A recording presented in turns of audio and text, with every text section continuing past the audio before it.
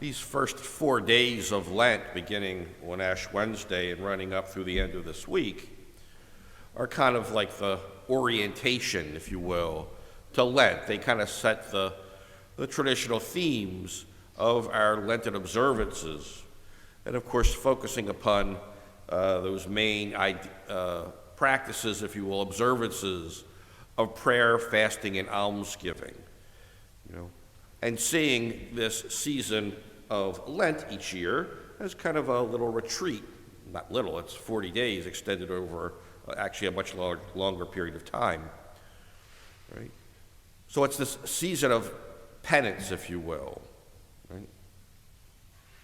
Today, in the readings, obviously the theme was fasting. What does that mean? Right? So often I think we kind of get it a little backwards, the meaning, if you will, of fasting. Isaiah offers us God's word today of what the whole point of fasting is, right? The point of fasting is that this is the fasting that I wish, releasing those bound unjustly, untying the yoke, setting free the oppressed, sharing your bread with the hungry, sheltering the oppressed and the homeless, clothing the naked, and not turning your back on your own. Right? That is spiritual fasting. That's the point of the exercise, right? To create a more charitable world, if you will. To create a more loving world. A more merciful world. How do you do that? Well, then, physical fasting may assist that. But oftentimes we kind of like put that first, right? Oftentimes we put physical fasting, material fasting, however you want to talk about it, right, as a thing unto itself, right? Which it doesn't have a whole lot of meaning by itself, right? But it kind of leads us, the danger of that, of course, is that it leads us into that kind of commercial understanding of God, right? If I do this, you'll do that, right? If I don't eat meat today, you'll give me this, right?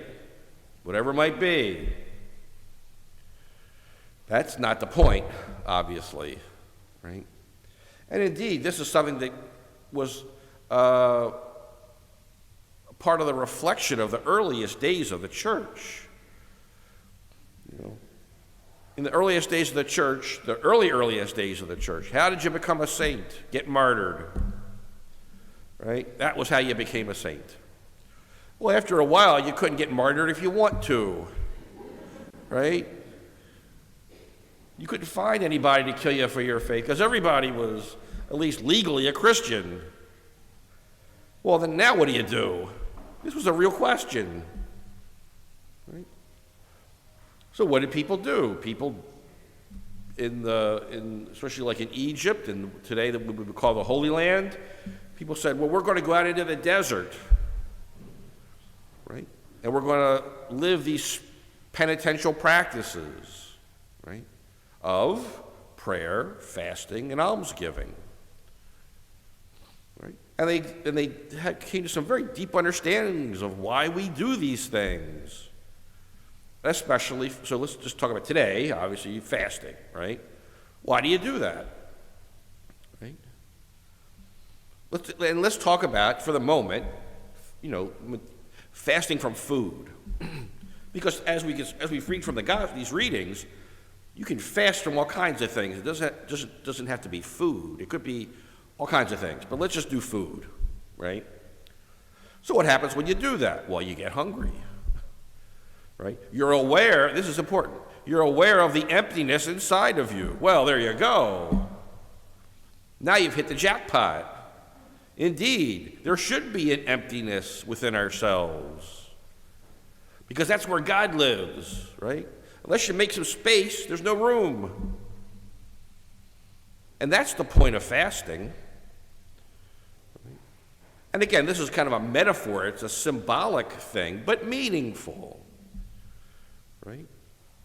If we could see ourselves as making space in my life, in my day, for God's presence, Well, then I'm not in the middle, because usually that's where I am, right? The world revolves around me. Right? If I could take a few moments and put myself aside and put God in the middle, that changes everything. Changes how I look at the world, how I look at other people, how I look at creation, how I look at myself. That's the value of fasting. Right? It's not a way of getting brownie points with God. It's not a way of bribing God. Right? It's a way of opening oneself to God. And hence, fasting could be almost anything. And in fact, if I could make a suggestion, right? This is just a thought. This is a pet peeve of modern culture, right? When the aliens come, right, right, and dig us all up someday, right? After we're gone, what are they going to find? People like this. Right? That's what you want to fast from. Try it for an hour. Don't touch that thing for an hour. You're going to be anxious for a while. You're going to be antsy. After a while, though, there'll be a space for God. Not to pick on that. It could be anything. Back in the day, it was the TV, right? Nobody watches TV anymore. We're all studying the phone. You see the point. We all have the things that we need to fast from in order to make space for God. In this orientation phase of Lent, hopefully we can reflect upon that a little bit. How do we need to fast? And hopefully the Lord will give us the grace to do it.